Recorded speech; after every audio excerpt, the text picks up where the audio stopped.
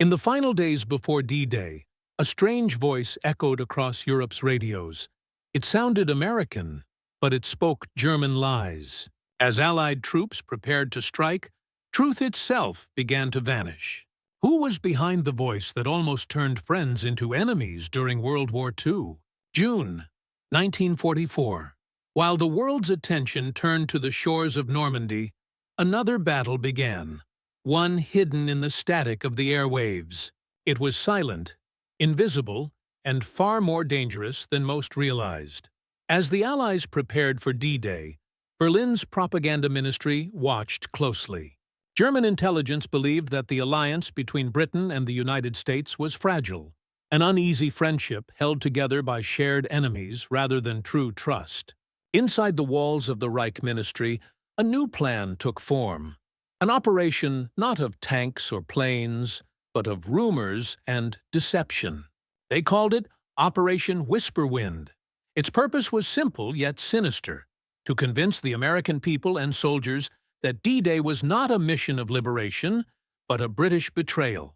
According to the German plan, America had been tricked, used by London to fight for old imperial ambitions. The invasion, they claimed, would spill American lives to restore Britain's empire in Europe. While Allied ships gathered along the English coast, the first wave of this psychological war had already begun. German operators filled the airwaves with voices that sounded British or American, but carried words written in Berlin. Leaflets, letters, and counterfeit newspapers followed. Each one planted a single question: why are Americans dying for the empire they once escaped from? Fake broadcasts claimed that Churchill had pushed the invasion forward despite American doubts, that Roosevelt had been cornered into compliance, that the true goal of D-Day was not freedom, but revenge for the fall of Britain's colonies. Even the smallest rumor carried weight when it reached a tired soldier's mind. In camps across southern England, soldiers waited for orders in quiet uncertainty. They heard fragments of strange radio reports, stations that faded in and out with familiar accents but unfamiliar truths.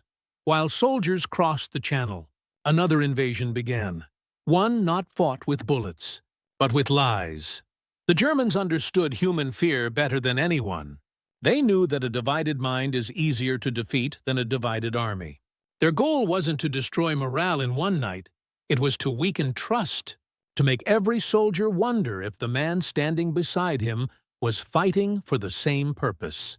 Counterfeit letters appeared, supposedly written by American mothers and wives, pleading with sons not to die for Britain's pride. Some were even smuggled through neutral nations and printed in European papers, then recirculated as evidence of American doubt. The whispers spread faster than the Allies could silence them. A few soldiers dismissed them as enemy tricks. Others were not so sure. After all, the British were leading the operation. The landing beaches had British names, and most American units had been positioned where German defenses were strongest. What began as a German experiment in deception started to take root as quiet suspicion. Inside London, Allied intelligence began noticing the effects. Reporters were hearing strange questions from troops. Some wondered aloud why their British counterparts seemed to hold back critical information. To the enemy, that doubt was a victory more powerful than any weapon. For the Reich Ministry, Operation Whisperwind became a secret obsession. It was overseen by propaganda officers who had studied American newspapers, radio shows, and political speeches for years. They mimicked familiar tones, familiar humor, familiar confidence. When American soldiers tuned in, they thought they were listening to one of their own. Every rumor, every forged story had a purpose: to erode faith in the alliance before the invasion began. But what the Germans didn't know was that some Americans were already listening carefully, not to believe, but to understand. A small group of analysts in London noticed a strange pattern in these broadcasts. Certain phrases repeated. Certain timings matched ship movements. There was something hidden behind the lies, something deliberate. The invisible war was just beginning. The soldiers of the greatest invasion in history were preparing to cross the sea. But the first strike had already landed deep within their minds. And in that moment, as the world braced for the storm, truth itself became a battlefield. Long before the first Allied ship touched the beaches of Normandy, a quieter army had already gone to work, not in trenches or cockpits, but in soundproof rooms filled with microphones, typewriters, and maps covered in strings of misinformation. The men and women inside these rooms didn't carry rifles, they carried words. Their commander was one of Joseph Goebbels' most gifted architects of deception, Dr. Otto Rehmer. Rehmer was no ordinary propagandist. Trained as a psychologist before the war, he understood that truth was never absolute. It was emotional. He believed that with the right story, you could make men question even their deepest loyalties. To him, propaganda wasn't about shouting louder. It was about whispering convincingly. And that whisper would soon become a storm aimed directly at America's heart. From his office inside the propaganda ministry, Rehmer launched the second phase of Operation Whisper Wind. His strategy was daring. He didn't want to mock the Allies. He wanted to sound like them. His team produced forged BBC bulletins, recorded in perfect British accents, spreading rumors that American troops were being placed in the most dangerous sectors to shield British forces. Broadcasts claimed that British leadership had secretly pressured Washington to speed up the invasion before American generals believed it was ready.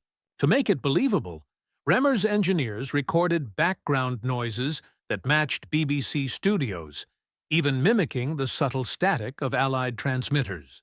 It was psychological warfare disguised as credible news. Next came the forged letters. They were written in American English, using slang collected from intercepted mail and soldiers' interviews taken from captured prisoners. These letters supposedly came from American soldiers stationed in England, complaining about unfair treatment, about British officers withholding supplies, about growing mistrust. The letters were dropped by German aircraft across occupied territories, then reprinted in neutral newspapers, where Allied readers could stumble upon them and wonder if they were real. Each message had one purpose: to reopen an old scar, to remind Americans that less than 2 centuries earlier, Britain had been their enemy. Now, Rehmer's propaganda painted the British as puppeteers, quietly using American strength to rebuild their empire. To strengthen the illusion, Rehmer created news leaks, hinting that Winston Churchill had overridden American plans, forcing General Eisenhower to follow British timing and strategy. The idea was to make Americans feel used, their soldiers sent to fight and die for another nation's pride. Goebbels called it the most delicate poison. But what made Operation Whisper Wind dangerous wasn't only what it said, it was how it spread. The world in 1944 ran on radio, and radio didn't need passports. Waves crossed borders faster than armies. The Nazis broadcast in perfect English from transmitters hidden in occupied France, Norway, and even Italy. Some stations used names that sounded friendly: American Freedom Radio, Voice of Liberty, True Allied News. Listeners who tuned in often believed they had found a new Allied broadcast. What they didn't realize was that the voice reading the news was sitting in Berlin. As the weeks passed, the results were subtle but powerful. Allied censors in London began noticing new themes in troop letters home: quiet frustration, rumors of favoritism, small remarks about British arrogance. It wasn't open hostility, but it was enough to worry the morale officers. For Rehmer, it was proof his experiment was working. He once wrote in his personal notes, "The best lie is not the one that changes the mind. It's the one that makes a man hesitate before he believes." That hesitation was spreading. When Goebbels reviewed the early reports, he approved more resources for the campaign, more transmitters, more forged publications, more English-speaking announcers trained to sound American. Each message was tailored to sound honest, tired, and real, like something a soldier might confess after a long day.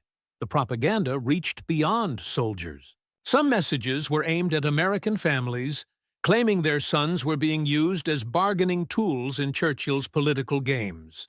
Fake telegrams were even sent to American journalists in neutral countries, inviting them to write exclusive reports about British exploitation. The Germans didn't need everyone to believe these stories. They only needed enough people to doubt.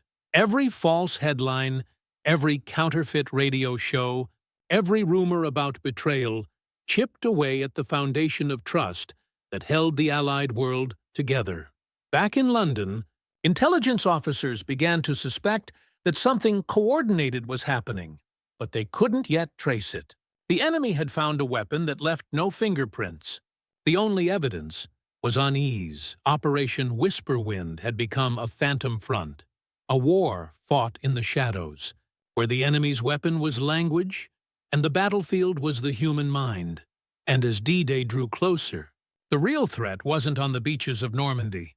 It was in the hearts of the men preparing to land there, hearts quietly filled with a question planted by Berlin's whisper. Were they fighting for freedom or for someone else's empire? As Operation Whisperwind spread across the airwaves of Europe, the enemy's lies began to ripple through unseen channels. At first, they were just faint signals caught between frequencies. A voice here, a broadcast there, carried by the wind across the channel. But by late May 1944, those whispers had become louder, clearer, and more dangerous. In London, inside a dimly lit intelligence office tucked behind the American embassy, Captain Miles Donovan was listening. A quiet, analytical man in his mid-30s, Miles wasn't a soldier of the front lines. His war was waged in sound. A former newspaper editor from Chicago, he'd been recruited by the Office of War Information for one reason: his ear for truth.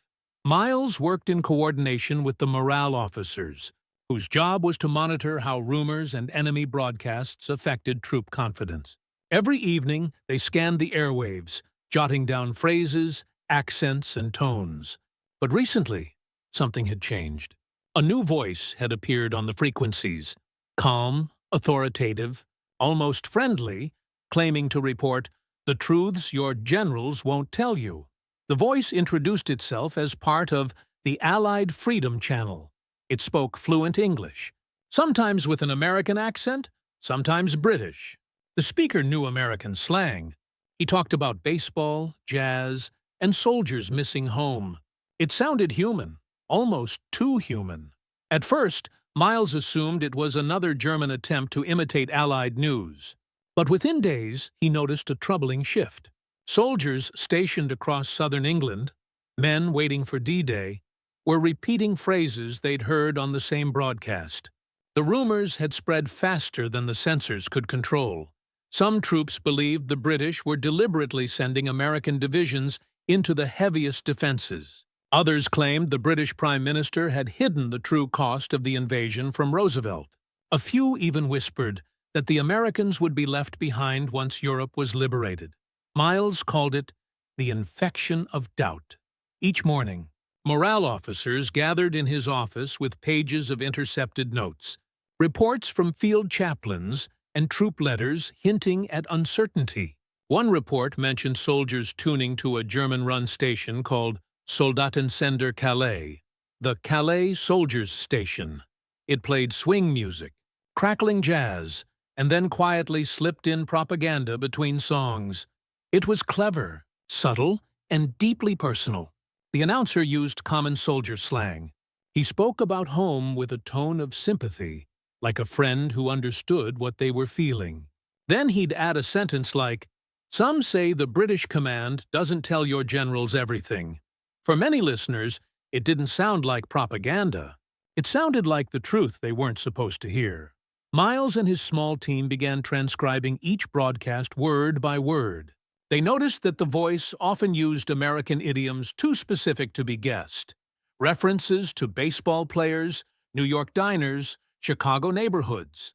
This wasn't random imitation. Someone had studied American culture in detail. The question was, how? Then came a breakthrough. One of the intercept officers, a young woman named Eleanor Pierce from the BBC's monitoring division, discovered something unsettling. Certain words in the broadcasts matched the phrasing from real American letters sent home from England. Letters that had passed through the military mail system. It meant the enemy had access to intercepted correspondence. Somewhere, somehow, private messages from American soldiers were being copied, translated, and repurposed for German broadcasts. The realization chilled the entire team. The propaganda was no longer guessing. It was mirroring. Miles began to see the scale of the operation. The Germans weren't trying to reach millions. They only needed to reach a few thousand men stationed close together. The kind of rumors that moved faster than official news. A handful of seeds planted in the right place could change the way an entire division thought about its allies. The British censors had already flagged several cases of confusion among troops. In some camps, minor disputes broke out between American and British soldiers. Nothing violent, just tension, suspicion, quiet remarks. The kind that erode unity from within. Miles realized they were facing a psychological offensive far more precise than anyone expected. The enemy wasn't just broadcasting random lies, they were studying Allied psychology, targeting morale like a sniper.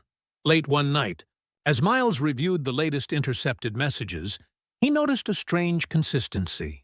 Certain broadcasts repeated key phrases at specific times. It wasn't random. It was calculated. He charted the times on a wall map, connecting them with red pins and string. The pattern formed a strange shape that matched convoy movements leaving British ports. It wasn't just propaganda. The Germans were using radio lies as a mask, broadcasting disinformation that doubled as coded signals for troop observation. The propaganda wasn't only meant for Allied ears, it was also feeding intelligence back to German commanders. The discovery meant the Germans had penetrated deeper than anyone thought. But, even as the evidence mounted, Miles couldn't simply alert the troops. The moment he admitted that enemy propaganda had infiltrated their communications, panic could follow. If soldiers believed their letters weren't safe, the emotional collapse could be worse than any broadcast. He made one decision: to keep listening, to learn the rhythm of the enemy's voice before striking back. For every lie whispered across the airwaves, Miles wrote a truth to counter it. For every rumor of betrayal, he found a way to remind men why they fought. But deep inside, he feared that the enemy's words had already taken root. The soldiers preparing to storm Normandy were brave beyond measure. Yet courage was fragile when infected with doubt.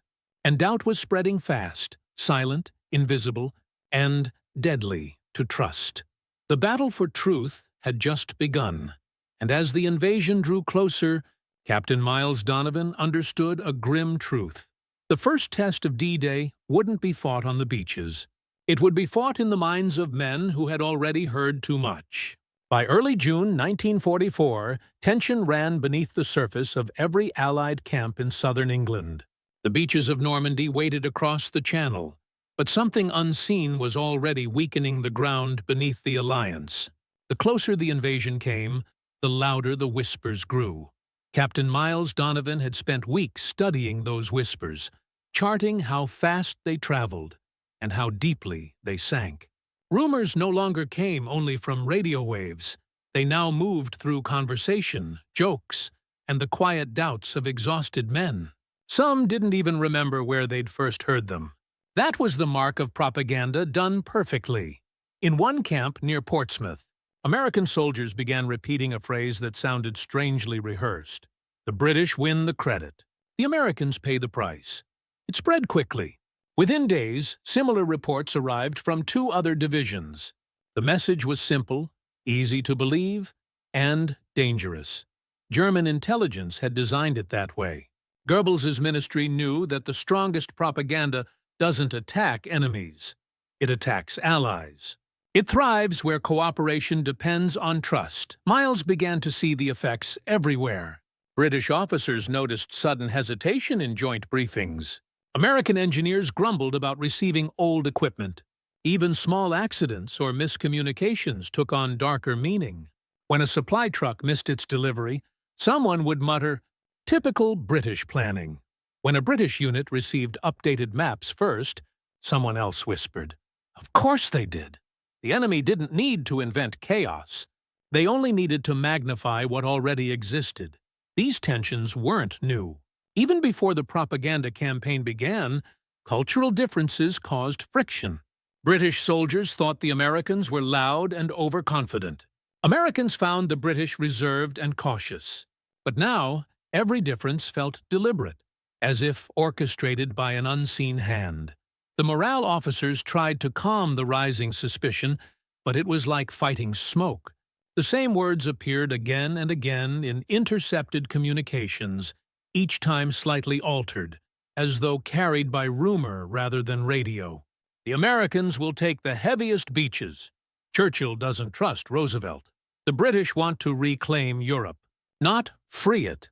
Miles realized that the German plan wasn't to destroy morale in one dramatic blow. It was to corrode it piece by piece. Doubt doesn't march. It drifts. Meanwhile, British intelligence reports confirmed what Miles feared most. The Germans were targeting troop unity in preparation for D-Day. Whisper Wind's goal was not only to divide soldiers emotionally, but to make them hesitate at the critical moment, to weaken coordination just enough to slow the invasion's momentum. It wasn't theory anymore. It was strategy. Historical records later showed that before D-Day, several incidents between Allied troops were quietly reported and covered up. Small fights broke out in pubs and barracks, fueled by misunderstanding and pride. No one mentioned propaganda, but it was there, humming in the background like a silent engine. One particular report reached Miles's desk, a minor scuffle between two groups of soldiers in a coastal village. The Americans accused their British counterparts of withholding information about the landing zones. The British denied it. By morning, the tension had faded, but the rumor lingered. Miles marked the event on his map with a red pin. It lined up with the latest broadcast frequency from a German transmitter operating out of northern France. The connection was undeniable. Wherever the enemy's words reached, suspicion followed. For the first time, Miles felt the psychological scale of the battle. He had been trained to counter lies with logic, but logic couldn't stop emotion.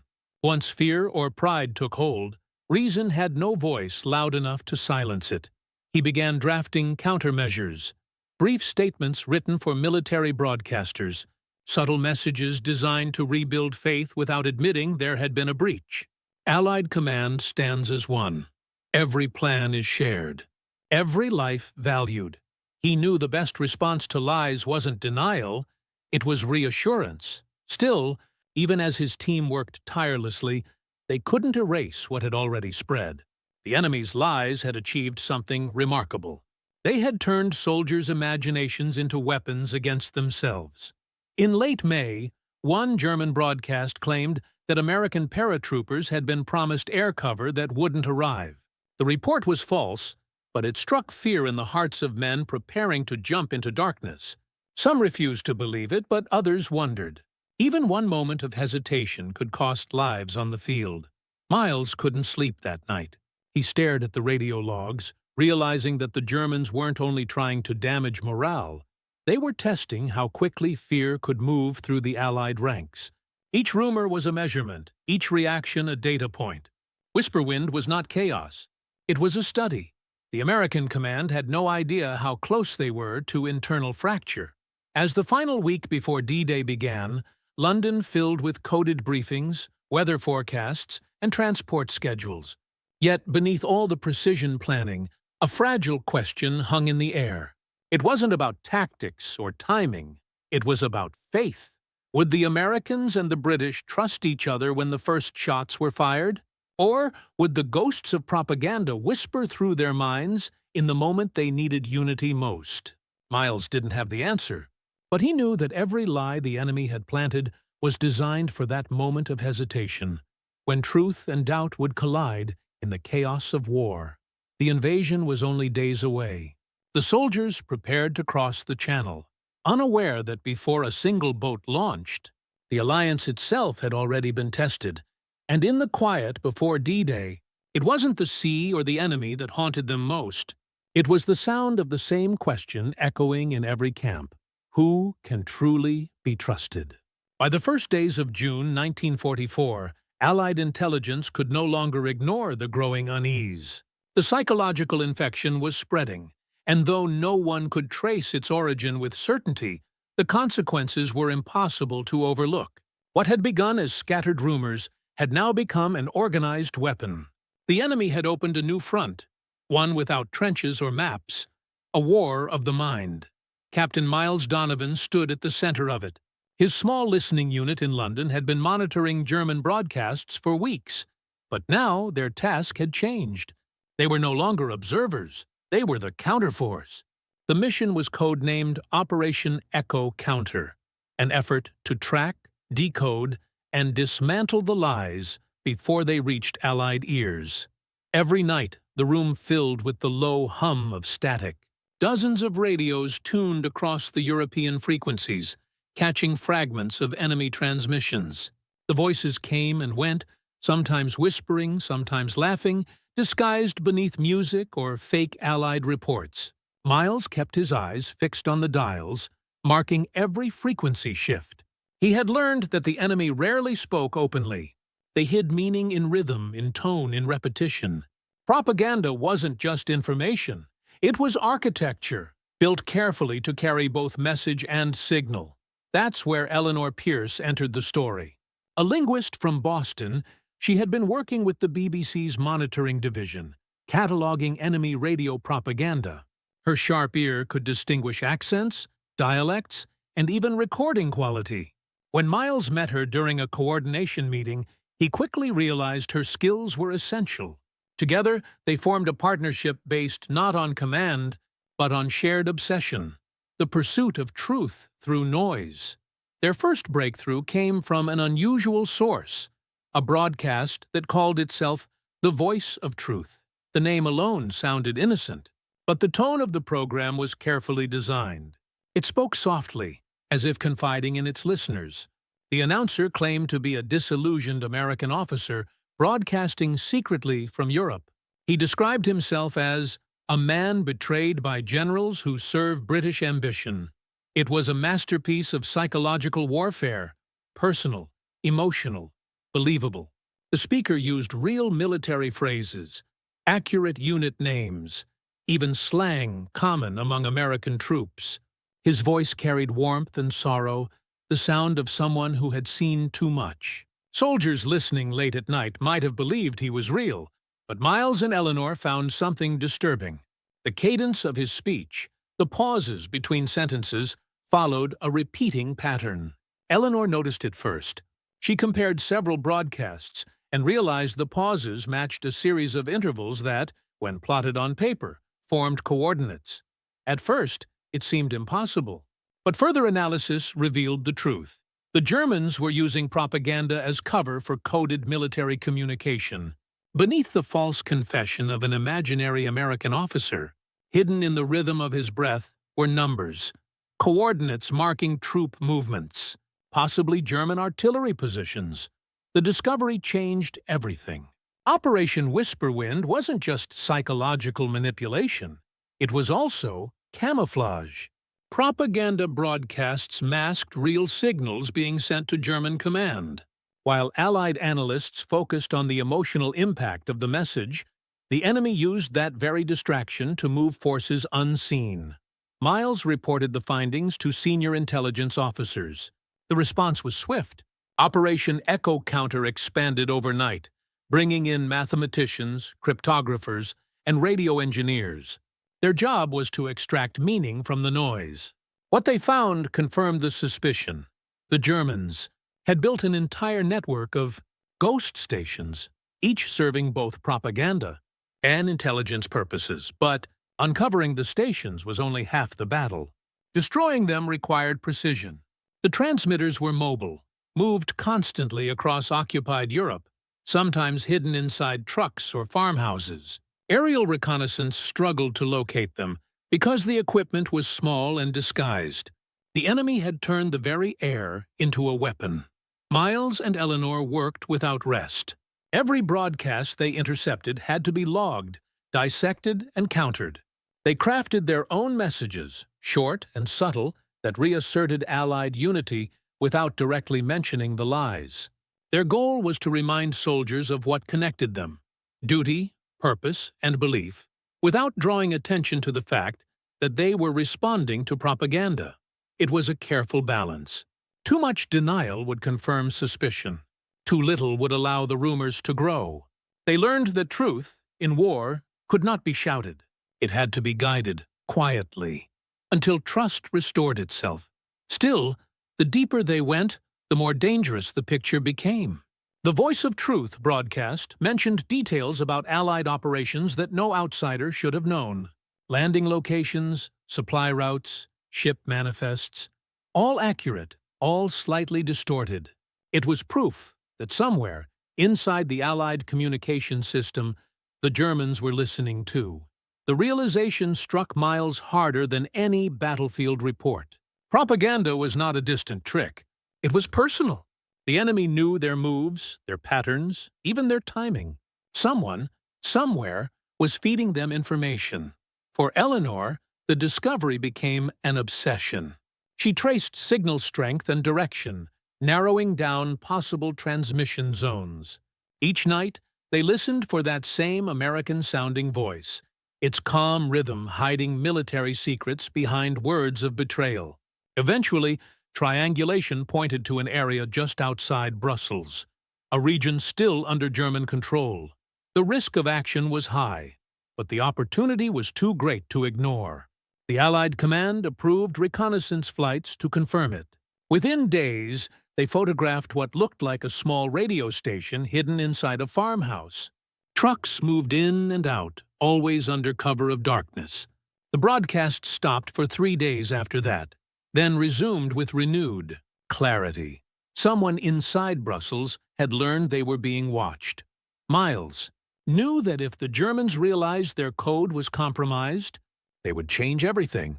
But there was no time left to wait. D-Day was approaching. Every false broadcast risked confusing real operations, and every delay risked exposure. Operation Echo Counter had revealed the truth. Propaganda wasn't only about shaping belief. It was a smokescreen for hidden warfare. Behind every rumor, there was movement. Behind every lie, intent. The airwaves had become the new battlefield, and men like Miles and Eleanor stood at its front line, unseen, unheard, but fighting to protect the one weapon the Allies couldn't afford to lose: trust. The clock was ticking. The invasion was days away, and as the seas filled with ships, the invisible war was already raging above them, an echo of lies, colliding with the fragile sound of truth. The invasion of Normandy had begun, but for Captain Miles Donovan and Eleanor Pierce, the battle was not on the beaches. It was in the signals whispering through the air. Even as Allied ships crossed the Channel, the enemy's words were still flying faster than bullets. Each broadcast, each rumor, was designed to twist the truth before it could reach the soldiers fighting for it. By mid-June 1944, Operation Whisperwind had changed its tone. It no longer tried to divide the Allies before the invasion. Now, it aimed to fracture them during it. The German propaganda stations began reporting a new story, that the Americans had fulfilled their duty and were preparing to withdraw, leaving Britain to finish the war alone. It sounded absurd, yet strangely believable to anyone exhausted by uncertainty. The Germans understood timing. They released their lies when truth was at its weakest. In the chaos of D-Day, with communication lines cut and rumors spreading faster than official reports, it was easy for falsehoods to take root. Miles sat hunched over the radio logs, tracing every broadcast from the Voice of Truth. The announcer had returned, his tone calm and weary, claiming to speak from inside the Allied command. He insisted that the United States planned to pull back after Normandy, arguing that Roosevelt had accomplished his goal of revenge for Pearl Harbor and would now focus on the Pacific. The propaganda was crafted with surgical precision. It echoed real political discussions, half-true fragments taken from intercepted reports and newspapers. It was enough to make the lies feel plausible. But this time, something about the broadcast caught Eleanor's attention. The pauses in the announcer's voice were no longer random. They repeated a pattern. Miles and Eleanor began mapping the timing, converting the rhythm into numbers, and soon they saw what had been hidden beneath the surface. The timing corresponded to coordinates. Again. But this time, the locations pointed to regions along the Seine River, near areas the Germans were expected to retreat through. The propaganda was doing more than confusing soldiers. It was protecting the German army itself. Each broadcast served as camouflage, covering real troop withdrawals and artillery relocations under a layer of lies. The fake reports about American withdrawal were timed to match German troop movements. If Allied reconnaissance focused on verifying the rumors, they would miss the real shifts happening. Behind the lines, it was deception inside deception.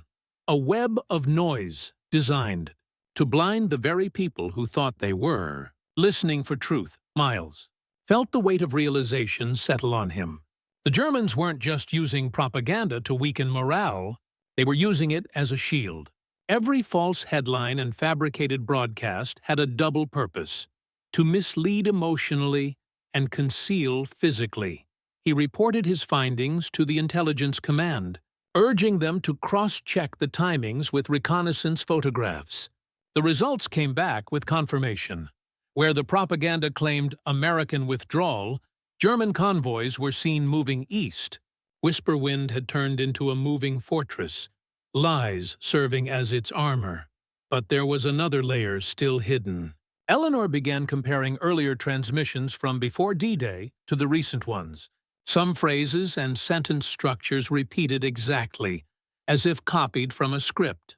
Then she noticed something chilling. The voice of the announcer, the American officer, was not a single man.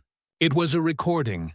When slowed down and analyzed, subtle differences emerged. Shifts in pitch, small distortions. It wasn't a live speaker. It was a composite voice, built from fragments of earlier American broadcasts. Miles checked the archives and found that parts of it matched the voice of a missing American journalist, a war correspondent who had vanished. During the North African campaign in 1942, the Germans had captured him, recorded his interviews, and spliced his voice together to build their perfect illusion. Every sentence, every confession, was an edited echo of a real American voice now twisted against its own side. The discovery shook Miles to his core. The propaganda wasn't just stealing truth, it was resurrecting it in a distorted form. What once symbolized honesty and courage was now used as bait. He and Eleanor faced a decision. If they exposed the deception publicly, the revelation could demoralize troops and families alike. But if they stayed silent, the broadcasts would continue to confuse and mislead. Either choice carried consequences. The situation demanded subtlety. Instead of directly revealing the manipulation, they decided to use the enemy's weapon against them. Operation Echo Counter began producing quiet counter-broadcasts that mirrored the German style. Calm, thoughtful voices, speaking like weary soldiers, but spreading small truths, reminders of shared sacrifice, of Allied cooperation, of unity stronger than doubt. They called it Echo Response. And though few knew its name, those who heard it began to feel steadier. Meanwhile, Miles passed his findings to a higher command team coordinating aerial strikes in France. The coordinates hidden in the broadcasts provided the Allies with unexpected intelligence about German fallback routes. It became clear that propaganda, once an enemy weapon, was now turning into a tool of revelation. In one ironic twist, a German broadcast claiming American retreat helped Allied bombers locate and strike a hidden artillery column withdrawing toward Paris. The lies had betrayed their own makers, but for Miles and Eleanor, the victory felt hollow.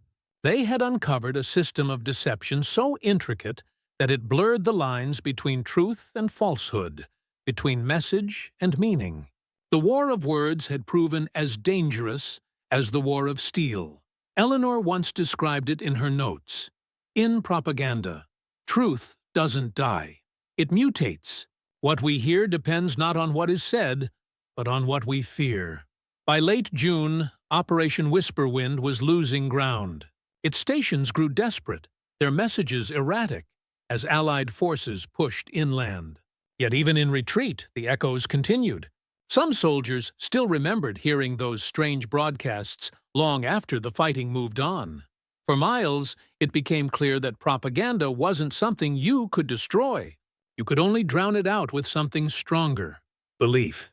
And as he looked over the final intercept reports, watching the last signals fade into silence, he understood that every victory in this invisible war came at a cost. The truth had survived, but not untouched. It carried scars no one could see. The beaches of Normandy were chaos. Waves of Allied soldiers pushed inland, step by step, under fire and confusion. Radios crackled, orders shifted. Information came in broken bursts, barely holding the line between truth and uncertainty. It was everything the Germans had planned for, the perfect storm where facts could be twisted, where propaganda could thrive. Captain Miles Donovan wasn't on the front lines, but he was living through another kind of battle in London. The airwaves were his battlefield now. For days, he had barely left his desk, surviving on cold coffee and short moments of rest. Each transmission mattered, because every lie could kill trust faster than bullets could stop soldiers. As D-Day unfolded, the German propaganda machine went into overdrive. The voice of truth began its heaviest campaign yet, claiming that the invasion had failed. It announced that thousands of Americans had fallen while British troops waited behind their lines.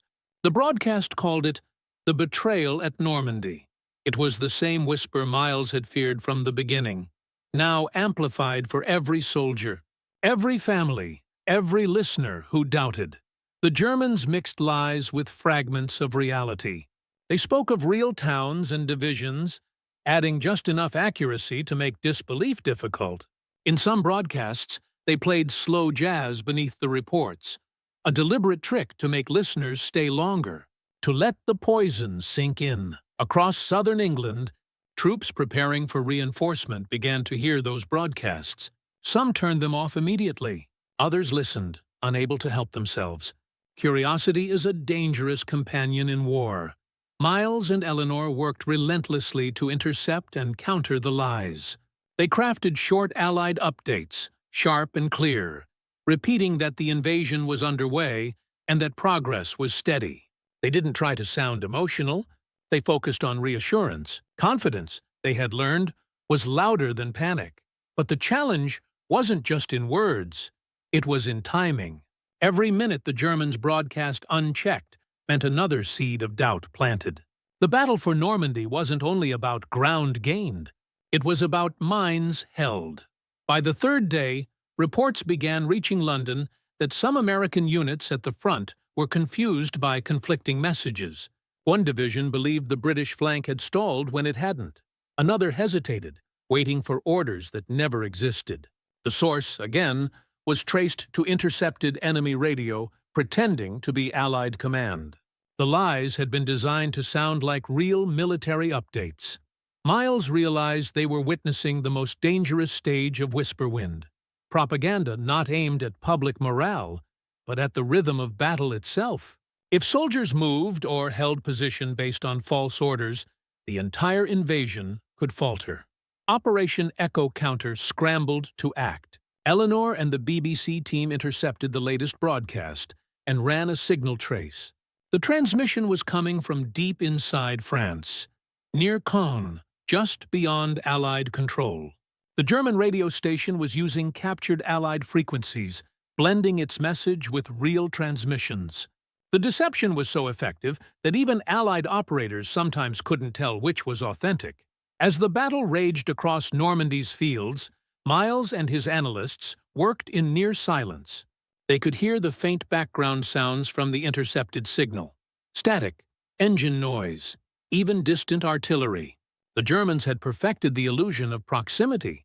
It sounded like the broadcast came from a radio truck right beside the front line. Then came the twist. Eleanor noticed a strange anomaly in the sound. a faint ticking rhythm behind the announcer's voice. She filtered it through equipment, slowing it down. The rhythm wasn't random. It was Morse timing, an embedded code. Hidden beneath the propaganda was another layer. Coordinates marking Allied supply depots and communication hubs. The broadcasts were serving double duty, spreading fear and relaying real-time intelligence to German artillery units. Miles acted immediately. He alerted command that the broadcasts weren't just lies, they were weapons. Countermeasures began instantly. Allied engineers jammed the frequencies, replacing the false reports with bursts of static and patriotic music. The first jammed broadcasts were messy but effective. Within hours, field reports confirmed improved coordination among troops. The misinformation had lost its grip, but for every frequency silenced, another appeared somewhere else. Whisper wind refused to die. In the following days, the propaganda changed its tone again. Now it played the role of surrender. German announcers posing as Allied voices pleaded for retreat, calling the beaches a graveyard of promises. They even used distorted recordings of Roosevelt's speeches, edited to sound as if he had admitted defeat. Miles and Eleanor could barely keep up. Each day brought a new twist, a new layer of deception. Yet, through exhaustion and frustration, one truth became clearer than ever. The Germans were desperate. The louder their lies became, the weaker their confidence was. Amid the chaos, a single genuine Allied broadcast cut through the noise. A statement from General Eisenhower's office reaffirming unity and progress.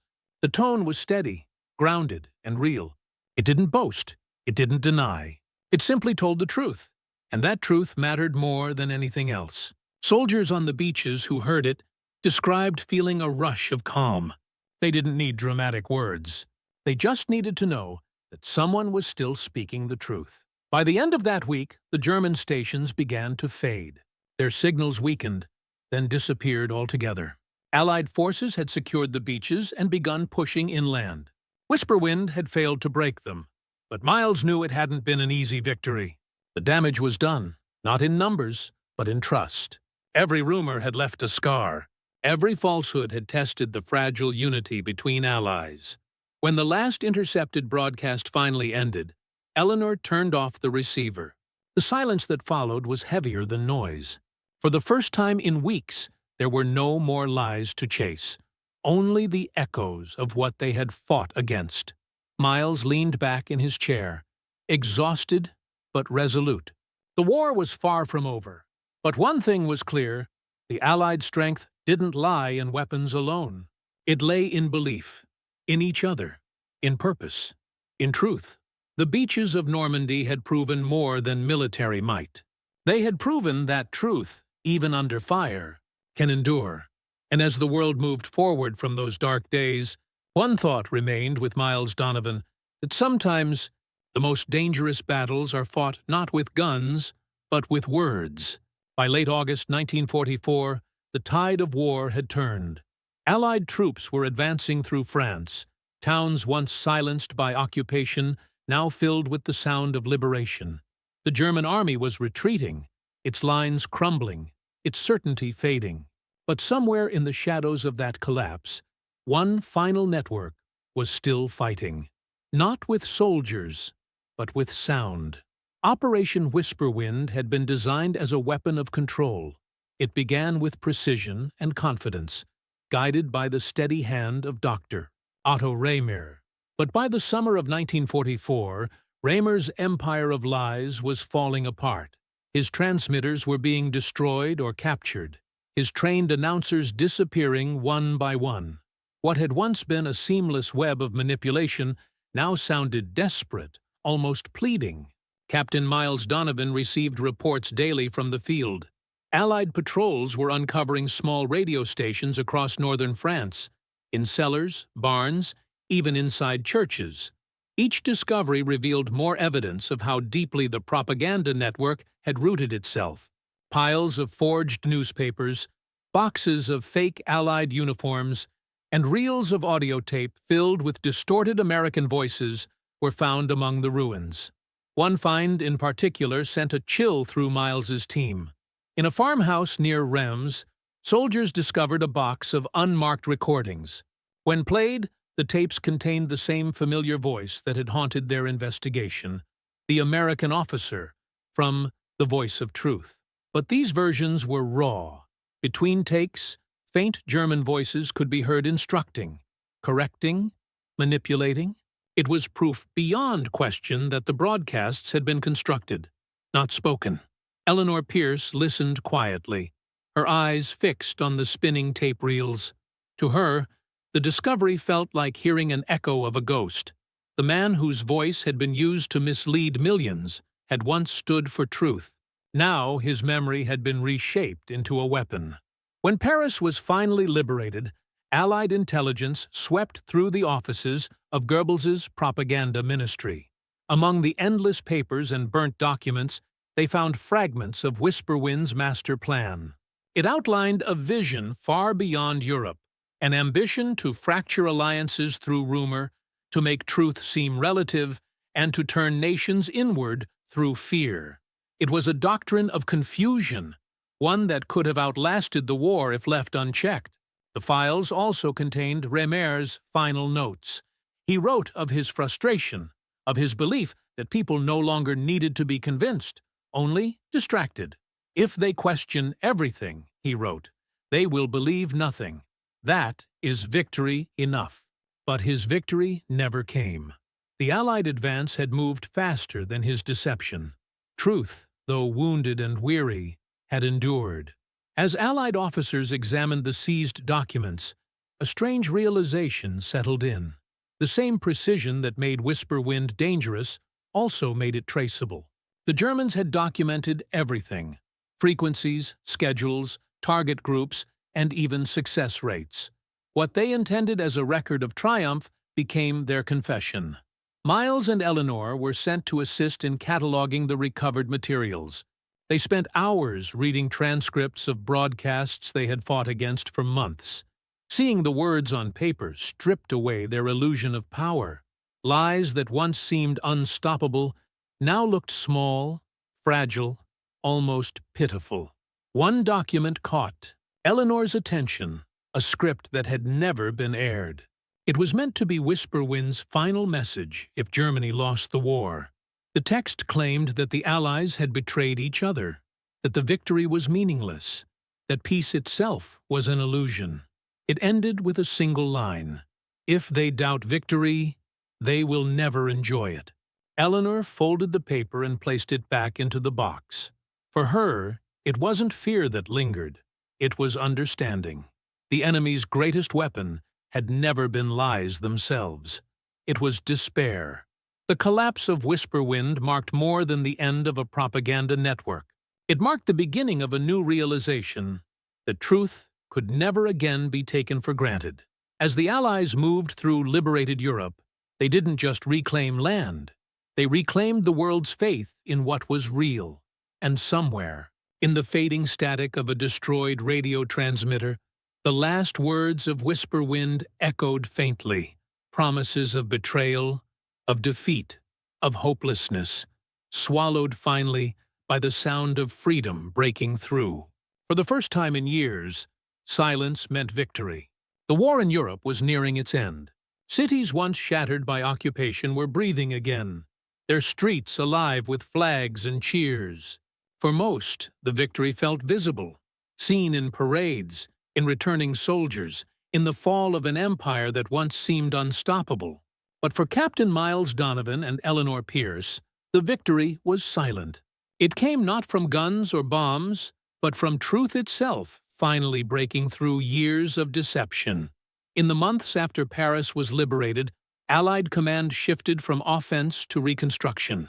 Troops were moving east, while intelligence teams stayed behind to dismantle what the Germans had left behind: their machines, their networks, and their lies. Miles's unit, now exhausted but determined, worked day and night cataloging the remains of Operation Whisperwind. The evidence filled entire rooms: fake news scripts, forged documents, and reels of propaganda recordings. Each discovery revealed how close the enemy had come to reshaping history through misinformation.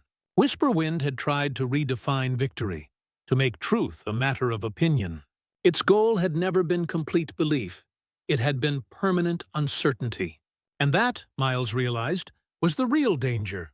One evening, as he sifted through files in a dimly lit office in Paris, he found a letter addressed to the propaganda ministry. It was from Dr. Otto Rehmer himself. The handwriting was sharp, deliberate. The letter read, "We have failed not because our lies were weak, but because they were defeated by conviction. America's power is not its industry or its armies. It is its faith in its own idea."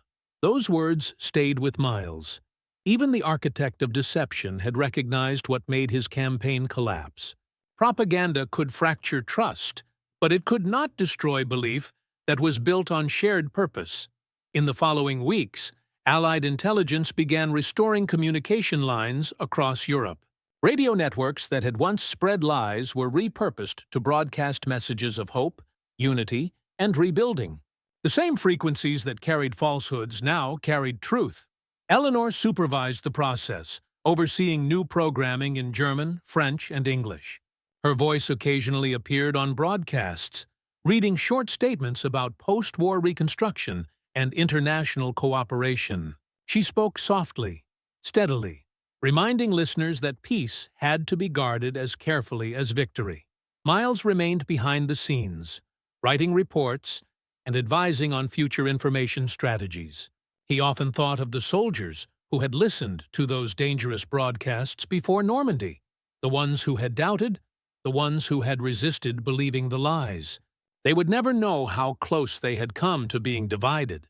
They had trusted each other anyway, and that simple act had preserved more than an alliance. It had preserved the idea of unity itself.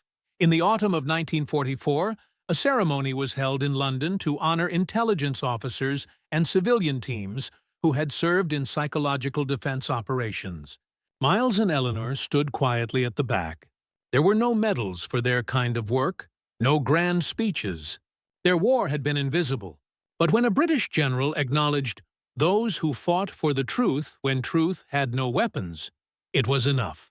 As the months passed, Europe changed shape. Old governments fell, new ones rose, and the memory of propaganda began to fade from public attention. But for Miles, it never truly disappeared. He had seen what misinformation could do, how it could make good men doubt themselves, how it could turn allies into strangers. Before returning home, he walked through the ruins of a captured German broadcast station near the Rhine. The walls were scorched, the recording tables overturned. On the ground lay a shattered microphone, the same kind once used by the voice of truth.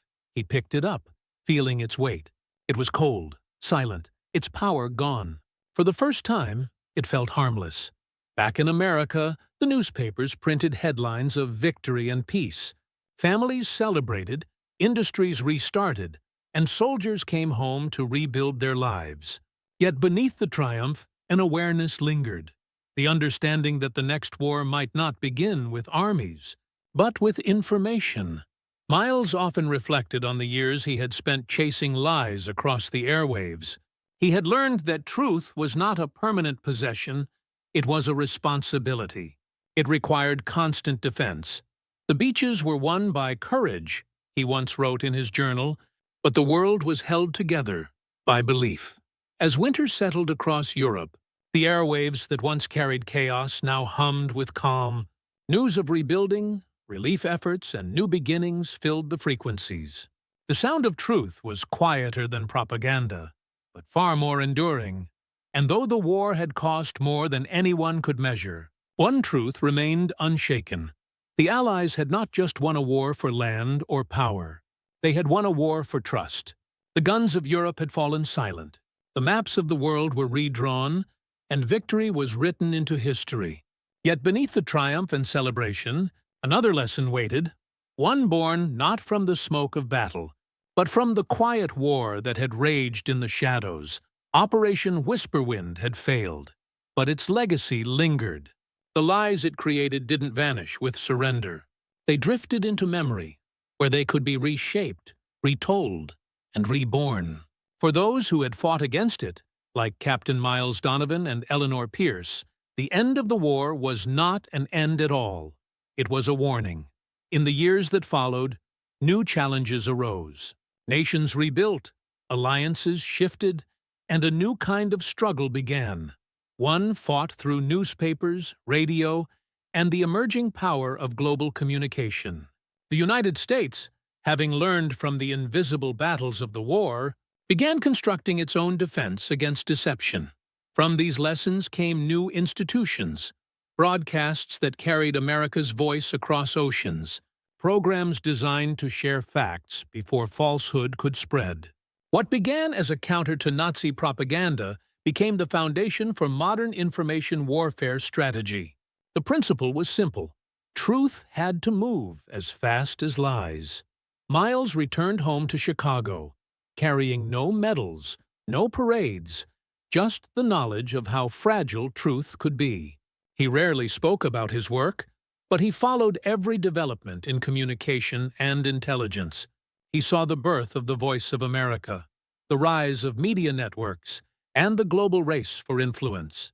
To him, every signal was a reminder of what had been learned during those years when words were weapons. Eleanor continued her work in public broadcasting, helping to train new generations of linguists and analysts. She believed education was the best shield against deception. The war taught us, she once said in a lecture, that lies only win when truth stays silent. As decades passed, the files of Operation Whisperwind were declassified. Historians studied them, amazed by how calculated the effort had been and how close it had come to success. The documents revealed a chilling truth. The enemy had understood human nature far better than technology. They knew fear, pride, and mistrust could do more harm than any weapon.